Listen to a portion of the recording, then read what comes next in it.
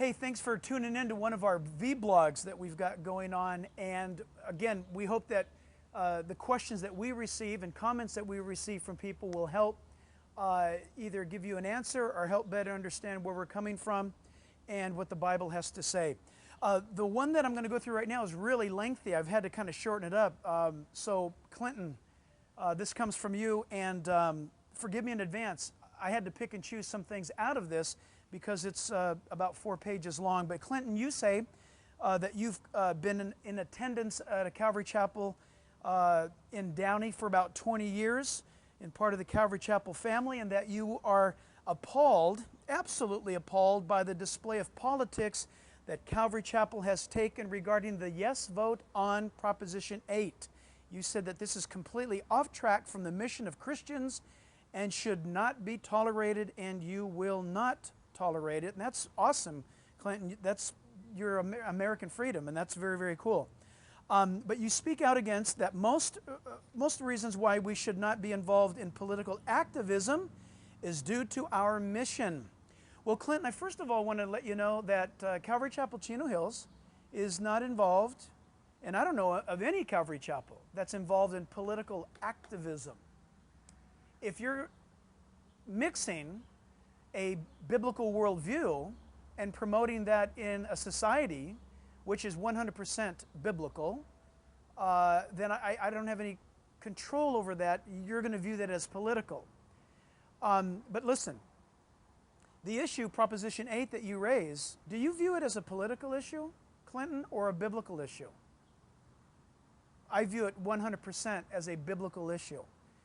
Notice, and by the way, I gather that you don't attend this Calvary Chapel. Clearly you don't, because by some of the comments that you make, that we should instead preach the Bible and teach the Bible and lead people to Christ. Clinton, we do that on a weekly basis here. Just myself personally teaching 3 services on Sunday, verse by verse, chapter by chapter, and again on Wednesday. But Clinton, you should know that just this last Sunday, we baptized over 500 people who made commitments to Christ. You say that we're too involved in political issues, that we don't participate in the Great Commission. But Clinton, listen, we spend $280,000 a year on missionary outreaches to the world. Clinton, we have an orphanage school to Muslim children in West Africa every day. We feed the homeless here in the greater Los Angeles area every week. So I'm saying this because I'm certain that you don't know anything about this particular church, but your questions deserve an answer nonetheless. You say that we've been called to reach the world with the good news of salvation in Jesus Christ. Couldn't agree more. You also say that changing the government doesn't change a man's heart. Couldn't agree with you more. Remember, actually you can't remember because I don't think you go here. I often tell this church that the answer is not in the White House. The answer is in God's house. And I hope that you respect that.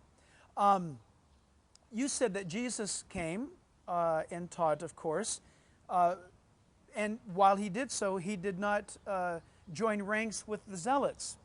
Of course not, and I agree. The zealots were attempting to overthrow the government of Rome. Jesus never attempted to overthrow the government of Rome, Clinton.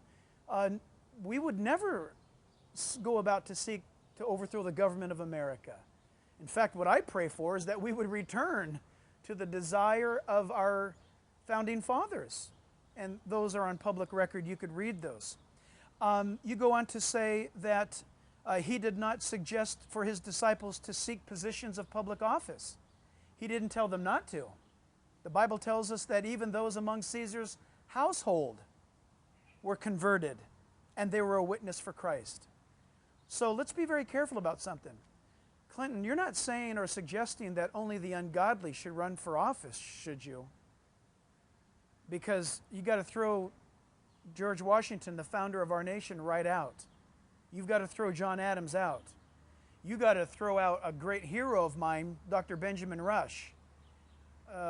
Jonathan Witherspoon, you got to throw him out. He was an ordained minister of the gospel, signer of the Constitution and the Declaration of Independence. Noah Webster. You got to throw him out. So I'm not quite sure that you understand what you're talking about there.